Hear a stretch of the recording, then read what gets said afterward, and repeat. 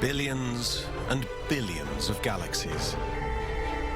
The universe is so vast, we can't even imagine what those numbers mean. But 14 billion years ago, none of it existed. Until the Big Bang. The Big Bang is the origin of space and the origin of time itself. We take a journey through space and time, from the beginning to the end of the universe itself.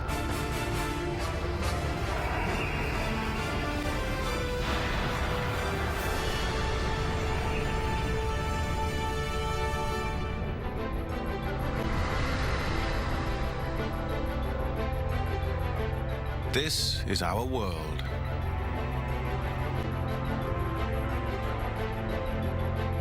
Cities, forests, oceans, and people. Everything in the universe is made from matter created in the first seconds of the Big Bang.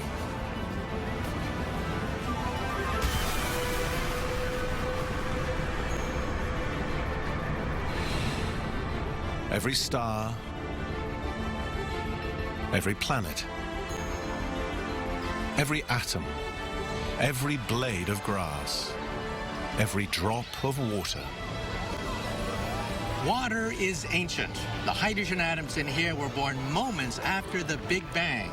Then came everything else.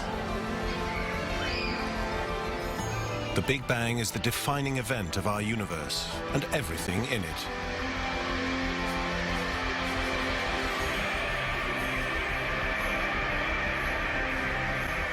The secrets of our past, our present, and our future are locked inside this one moment in time. To unlock the secrets of the Big Bang, we have to travel outside of our own solar system and journey beyond even our own galaxy.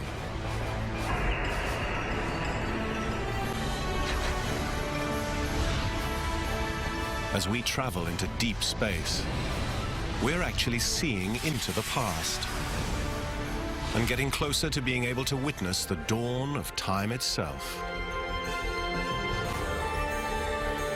Passing the first infant galaxies and the first stars, we arrive back at the moment the universe began and face the biggest questions in all of science.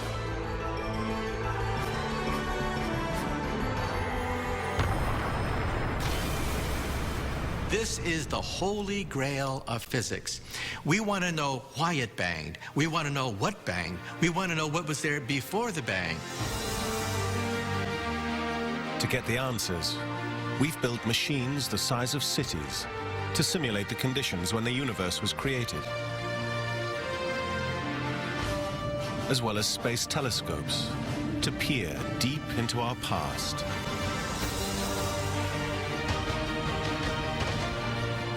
We are getting close to answering the old 8 questions. Why are we here? Where did we come from? Does the universe, in fact, have a beginning or an end? And if so, what are they like? If we find the answer to that, it would be the ultimate triumph of human reason. We would know the mind of God.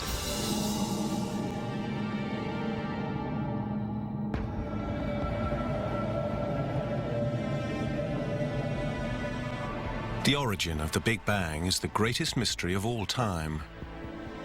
And the more we learn, the deeper the mystery becomes. We like to think that our universe is unique. However, now we're not so sure. Perhaps there is a multiverse of universes.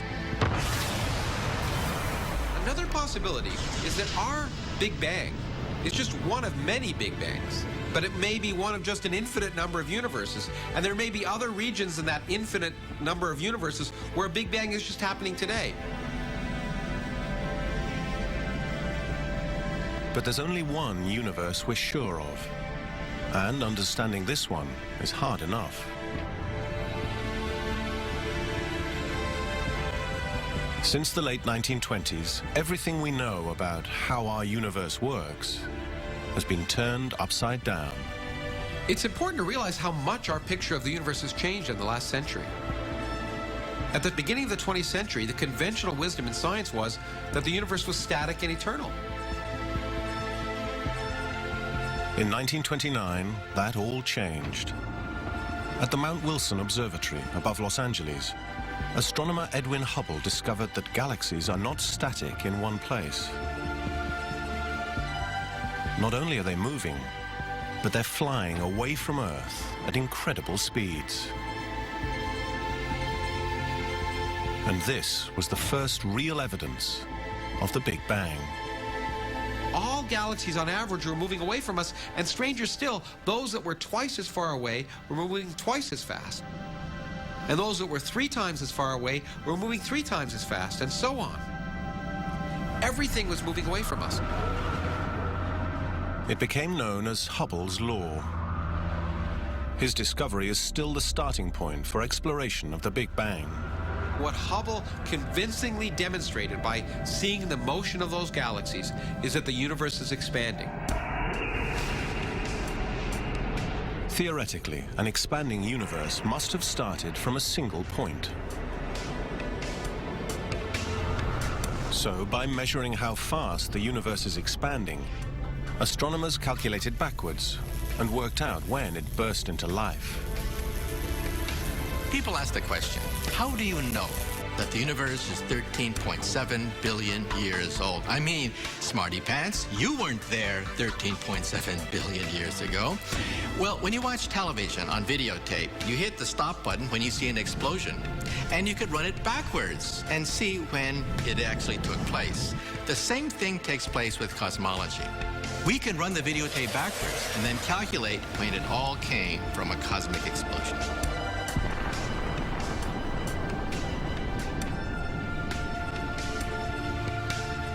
You don't have to be an astronomer to look back in time.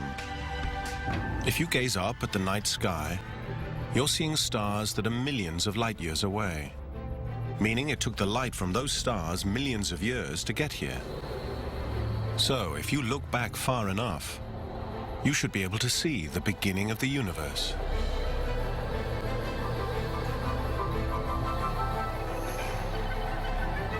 Named after the groundbreaking astronomer, the Hubble Space Telescope allows us to look deep into the universe, back in time, and closer to the moment of the Big Bang.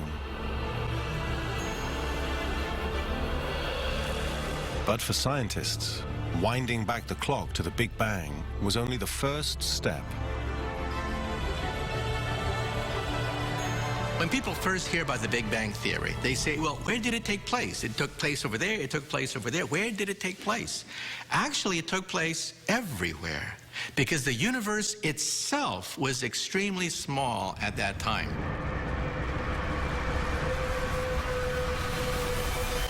These are some of the most abstract and difficult concepts there are.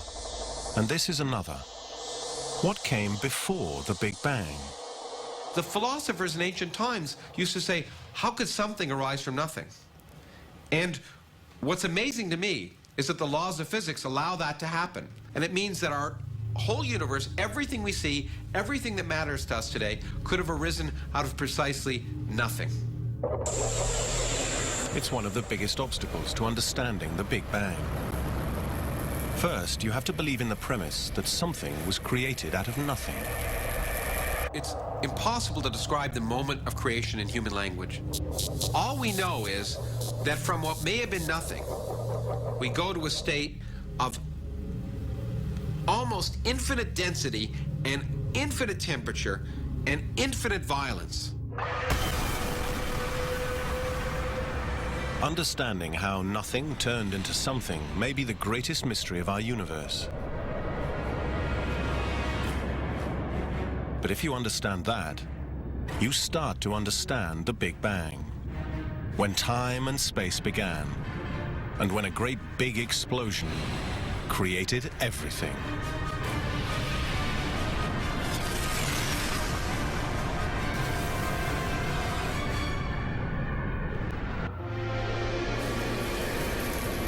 At the dawn of time, the universe explodes into existence, from absolutely nothing into everything. But everything is actually a single point, infinitely small, unimaginably hot, a super dense speck of pure energy. The Big Bang was so immense that it brought into existence all of the mass and all of the energy contained in all of the 400 billion galaxies we see in our universe in a region smaller than the size of a single atom. The entire observable universe was a millionth of a centimeter across at that time. Everything was compressed into an incredibly hot, dense region. It's not even matter yet, just a point of raging energy. It was the beginning of the universe and everything in it. Everything was simple. All the forces that we know about today were one and the same. The universe was amorphous. It had no structure.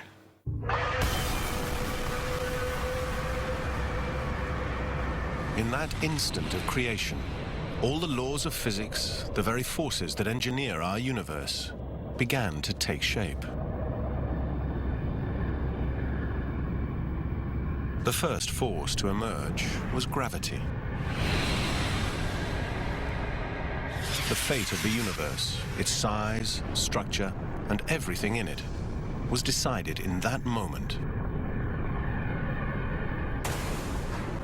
Carlos Frenk studies how gravity shaped the universe by creating artificial universes in this supercomputer. He gives each one a different amount of gravity. The first one he tried had too little, resulting in nothing. Gravity, it has shaped our universe.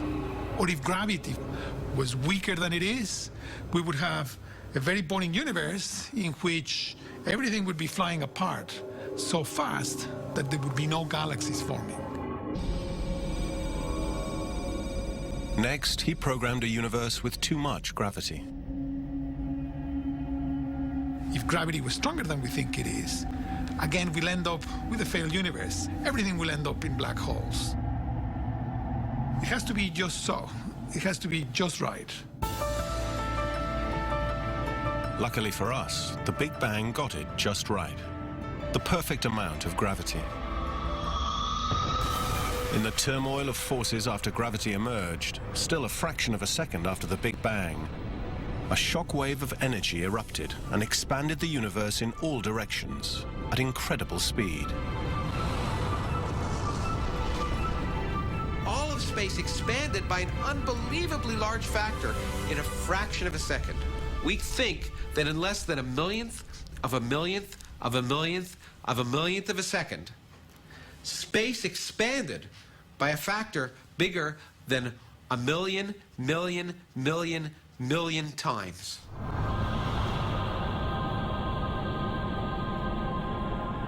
And that's faster than the speed of light. But doesn't that break one of the laws of physics?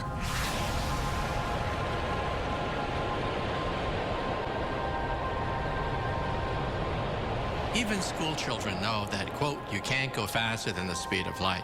But actually, there's a loophole there. You see, nothing can go faster than light. Nothing being empty space. This idea gives even the best minds in science a headache. But it's critical to understanding the early universe. Scientists think it took less than a millionth of a millionth of a millionth of a millionth of a second for the universe to expand from the size of an atom to a tennis ball. That may not sound like much, but it's like a golf ball expanding to the size of the Earth in the same amount of time. That means it was expanding faster than the speed of light. So many things were happening so fast in the early universe because everything was so close together that we need a new unit of time to describe things. It's called Planck time. To understand just how short a Planck time is, consider this. There are more units of Planck time in 1 second than all the seconds since the Big Bang. The calculation is mind-boggling. There are more than 31 million seconds in a year, and it's been 14 billion years since the Big Bang. So multiply 31,556,926 by 14 billion, and you end up with an absolutely huge number. It's a time scale that's so small that all human intuition goes out the window. If we look at our watches and measure 1 second, we can ask how many Planck times is that? Well, it is a billion, billion, billion, billion, billion Planck times. So, now the Big Bang is only a few Planck times old. And a fraction of a second later, the universe is so small it can fit in the palm of your hand. But in another tiny fraction of a second, it expands to the size of the Earth. Then, moving faster than the speed of light, it grows larger than our solar system. And it's still just a raging storm of superheated energy.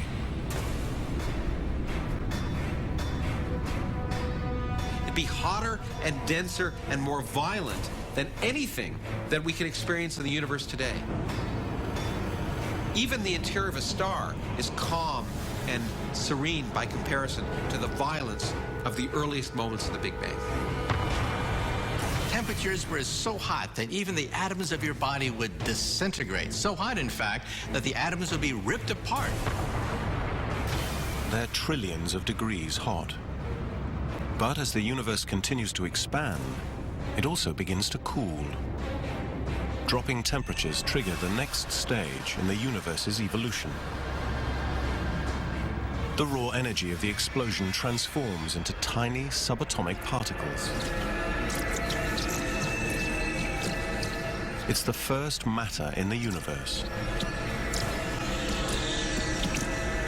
This conversion of energy into matter was predicted by Albert Einstein years before anyone started talking about the Big Bang. It's the one scientific equation every schoolchild knows. There is one very familiar formula, and that is E equals mc squared. It says something about the creation of the universe. It says even if the universe is created just out of pure energy, that because energy can be converted to matter and matter to energy, that you can get all of the stuff that we see in the universe from this pure energetic event. Einstein's equation had a huge impact.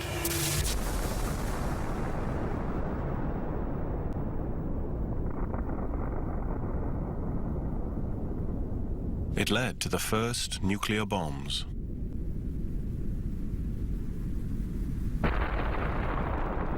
In a nuclear explosion, a small amount of matter is converted into an enormous amount of energy. As the universe was forming, the exact opposite happened. Pure energy transformed into particles of matter. You don't need to create matter in the beginning, you just need energy. And energy alone can lead to the creation of an entire universe.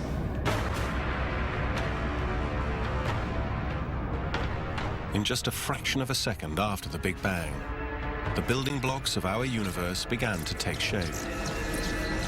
But this first matter is nothing like we see today. The stuff of matter has been very different over the age of the universe. What we now think is normal matter was not at all normal in the earliest moments of the Big Bang. That's because conditions were so extreme. There were no atoms yet. But there were tiny subatomic particles. In the earliest moments of the Big Bang, the universe was so hot and dense, there were great amounts of energy. And so particles were being created all the time, and energy and matter were transferring back and forth in this hot, dense soup. That earliest matter was too unstable to start forming the universe as we know it.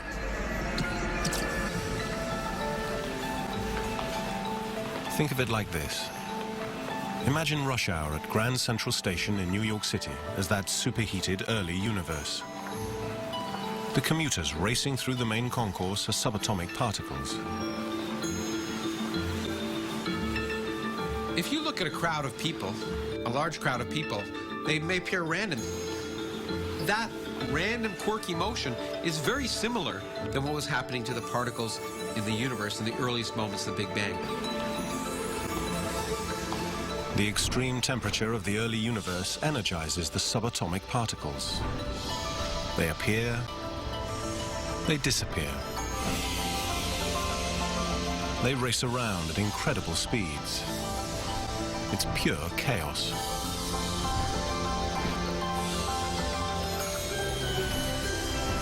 It's like people. If they're excited and running around fast to catch trains at a train station, they'll be moving around quickly. But eventually they calm down and get slower. That's what's been happening to our universe in a sense. The particles are moving around very fast, and as the universe cools down, the particles move more slowly and in some sense less randomly. As the universe cools, the particles stop changing back into energy.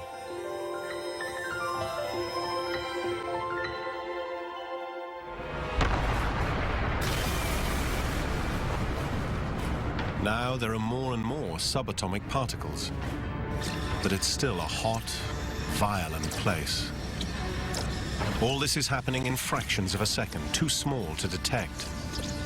But now the Big Bang is moving into a critical stage. A titanic battle between matter and the one thing that can destroy the universe before it even gets started: antimatter.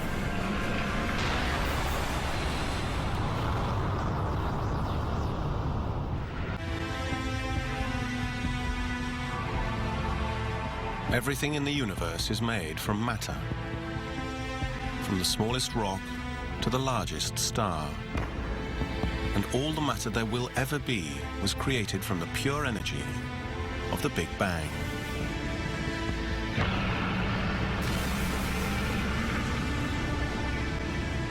Einstein's equation, E equals mc squared, says that energy transforms into matter. But it was just a theory. Today, science is able to test that theory.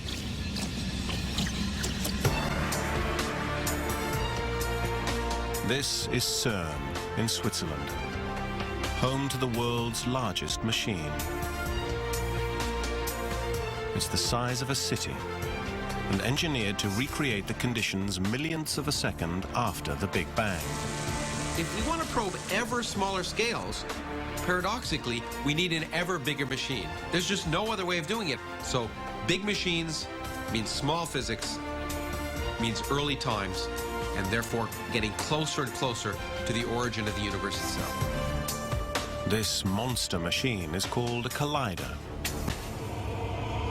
It's designed to take us back to those first fractions of a second after the Big Bang. It's a 3.8 meter wide, concrete-lined circular tunnel, 27 kilometers around. The collider makes tiny particles of matter smash into each other at almost the speed of light. For a split second, those collisions generate turbocharged energy, similar to the explosive force of the Big Bang. And then that pure energy, briefly, transforms into matter, just like it did nearly 14 billion years ago.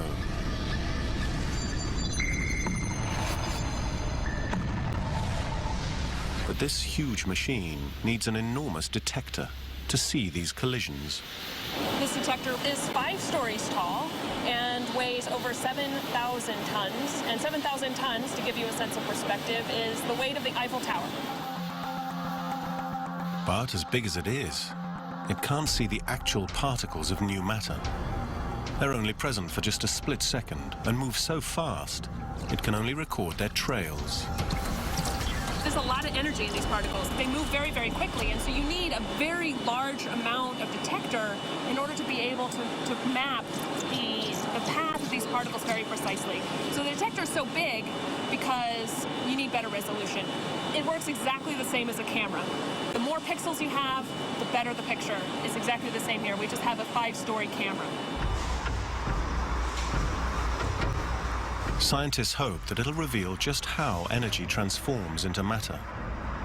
But not just any matter. The type of matter that emerged nearly 14 billion years ago, at the dawn of time itself. But But the dawn of time was a critical moment in the birth of the universe, because pure energy also produced one of the most dangerous things in the universe: antimatter.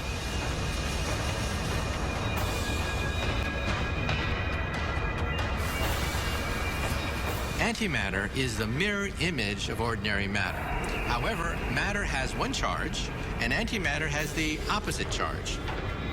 If there was an anti-me made out of antimatter, that person in principle could look exactly like me. Same personality quirks, same everything, except of course when I decide to shake his hand.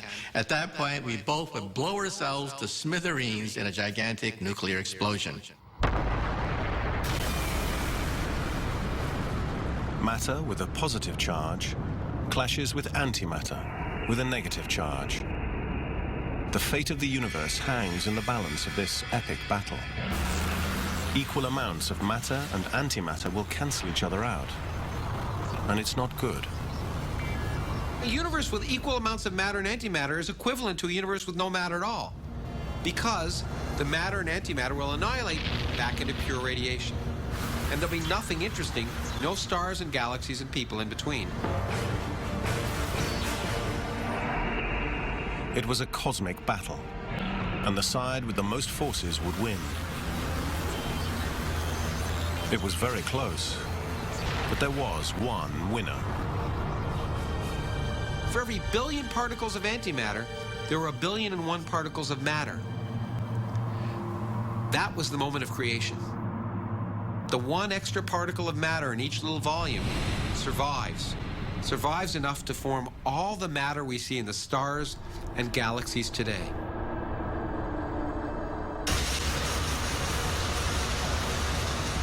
One in a billion might not sound like much, but it's enough to build a universe. We're the leftovers. So believe it or not, everything you see around you, the atoms of your body, the atoms of the stars, are nothing but leftovers. Leftovers from this ancient collision between matter and antimatter.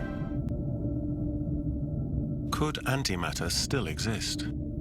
In the laboratory today, we have created anti-atoms, anti-electrons going around anti-protons to create anti-hydrogen.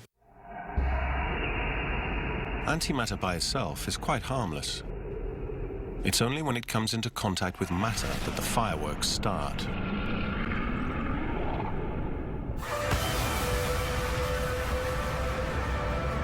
Give or take a couple of Planck times, the universe is nearly a second old, and still a very strange place. But matter has won the battle with antimatter. And now it's time to build the universe. It's still extremely hot and expanding incredibly fast. When the universe was a second old, the particles in it were very different than the particles we see today. There were no atoms. Nothing that we recognize in the room around us today yet existed.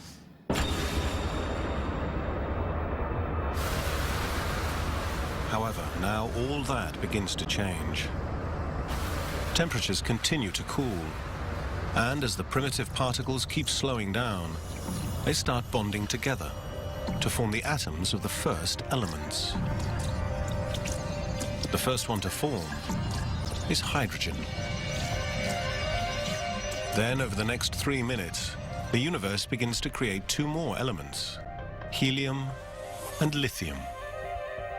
It's really amazing to think about that in a period of 3 minutes, which is, say, the length of an average news story on television, the universe went from the Big Bang all the way to forming the light elements that would be the building blocks of everything we see. In that short period, we went from the creation of a universe to ultimately the creation of matter.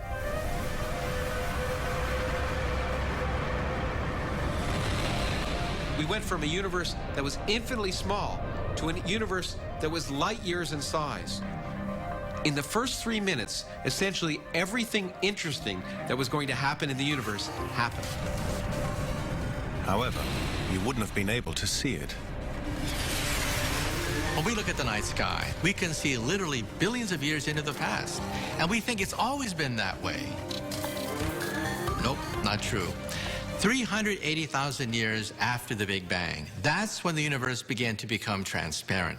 But before then, it was milky. There is a dark, milky soup of loose electrons.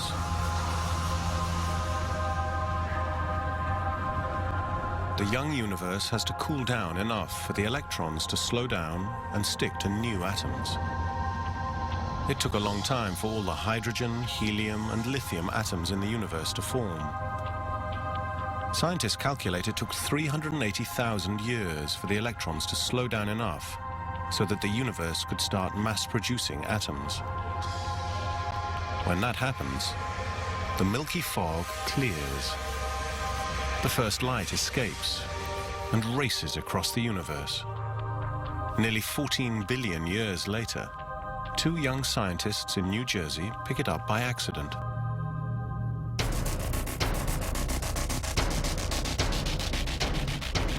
In 1964, Arno Penzias and Robert Wilson were mapping radio signals across our galaxy.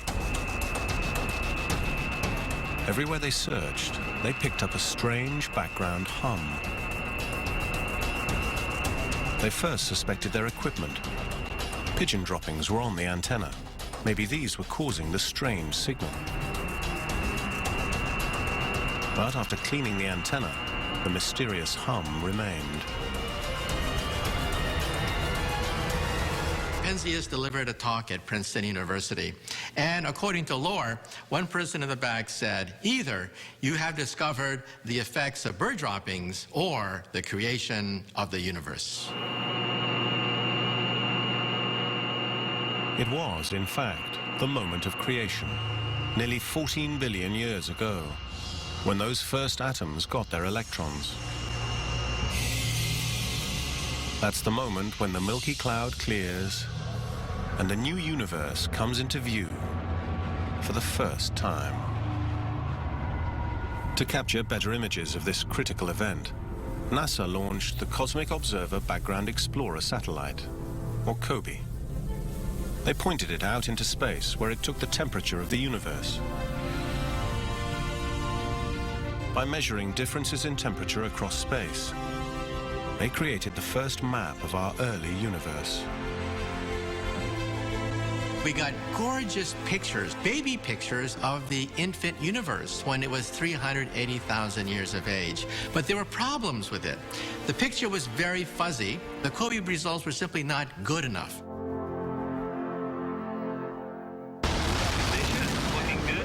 So NASA launched an even more advanced satellite, WMAP, the Wilkinson Microwave Anisotropy Probe. In 2001, David Spergel was part of the team searching for a clearer image of the early universe. It was exciting to go to the Cape. It was one of these moments where we're sitting there watching this. I was there with my family, watching the rocket go off. And it was very exciting when within about a day, we were able to get our first signal from the satellite and know it was working and working properly. This is the most detailed picture of the early universe ever taken. Just 380,000 years after the Big Bang. The red and yellow areas are warmer, the blue and green regions cooler. And those temperature differences are clues to the future structure of the universe. You see tiny variations in temperature. Those tiny variations in temperature reflect small variations in density.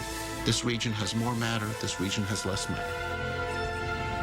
Like a blueprint for the construction of our universe, this image shows us where there's more matter and where there's less. Regions with no matter will become empty space. Areas with denser matter will become the construction sites of galaxies, stars, and planets. These are the fluctuations that will grow to form galaxies. So if it wasn't for those little density fluctuations, you and I would not be here today. Believe it or not, everything you see around you, the galaxies, the stars, even the atoms of your body, have a predecessor in the Big Bang itself. Our galaxy was a ripple. a tiny ripple on the surface of the Big Bang as it exploded out. And these tiny ripples gave birth to all the galactic clusters and things that we see around us.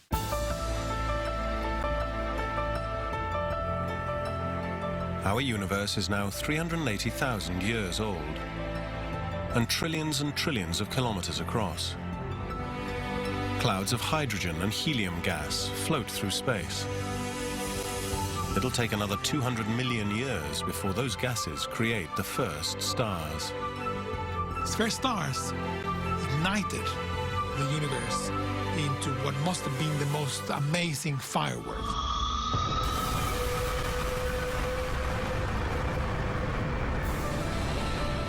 The universe went from the Dark Ages to an age of splendor when the first stars illuminated the gas and the universe began to glow in majestic fashion. I wish I'd been there.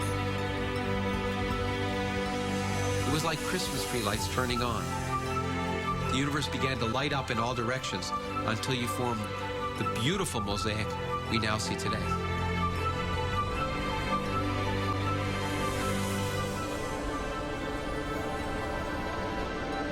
More and more stars begin to shine. 1 billion years after the Big Bang, the first galaxy forms. Over the next 8 billion years, many more take shape. Then, about 5 billion years ago, in a quiet corner of one of those galaxies, gravity begins to draw in dust and gas.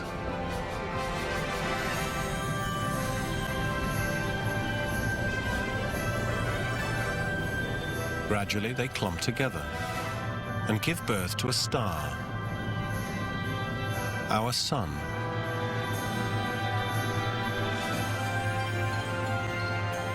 Nine billion years after the Big Bang, our tiny solar system springs to life, and with it, planet Earth.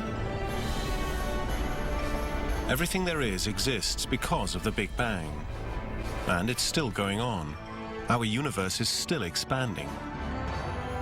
But it won't just keep going forever.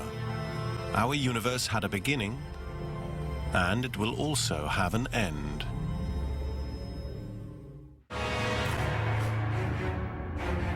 In the 14 billion years since the Big Bang, galaxies have been created, filled with stars, planets, and moons. And the universe has been expanding the whole time. We've learned space is quite big, at least 150 billion light years across. The universe may be infinite. It might literally go on forever. The answer is there doesn't have to be anything. In principle, the universe could be infinite and there's no outside. Or it could be closed on itself. It could be such that if I looked far enough in that direction, I'd see the back of my head. We may never know if the Big Bang produced a universe that goes on forever. But we do know that the Big Bang hasn't stopped yet. The Big Bang is really continuing now. We're continuing to bang, if you want, in the sense that the expansion of the universe is continuing. One of the most astounding discoveries in the last few years has been the realization that our universe is not slowing down like we once thought, but it's actually speeding up. It's accelerating. It's in a runaway mode. We now believe there's something called dark energy, the energy of nothing that is pushing the galaxies apart and is killing the universe. We can't see this destructive force, and we have no idea why it exists. But it could mean the end of everything created in the Big Bang. If dark energy continues pushing the universe apart, our Milky Way galaxy could become a lonely outpost. 100 billion years from now, most of our galactic neighbors will be out of sight. Stars will burn out, galaxies will grow dark, even atoms will tear apart. The birth of the universe, the Big Bang, was over in a flash. But the death of our universe will take almost forever. That great philosopher of the Western world, Woody Allen, once said, Eternity is an awful long time, especially toward the end. Working out how our universe will end is as dark a mystery as the Big Bang. It could collapse back in on itself, like a balloon when the air is let out. So would the universe end with a big crunch, a reverse of the Big Bang, or was it end by expanding out and becoming cold and dark? If you wish, would it end in fire or ice, or with a bang or a whimper?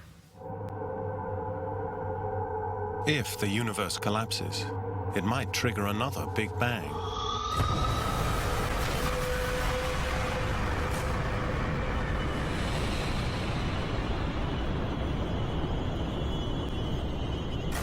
Maybe that's already happened, and we're just one in a long line of universes.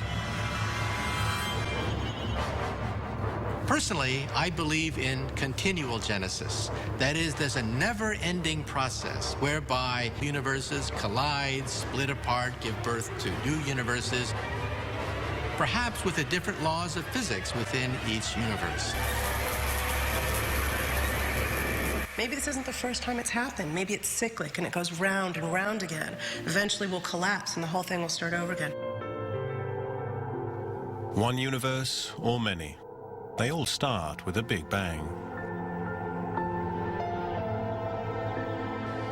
Everything that makes us human, the atoms in our bodies, the jewelry we wear, all the things that lead to the tragedy of life and the beauty and the excitement, love, everything else, arose because of processes that happened 14 billion years ago.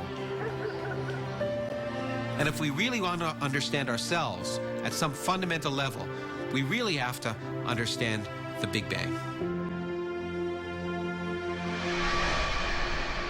14 billion years ago, the Big Bang created time and space, our whole vast universe and everything in it, including us. Some people ask the question, what's in it for me?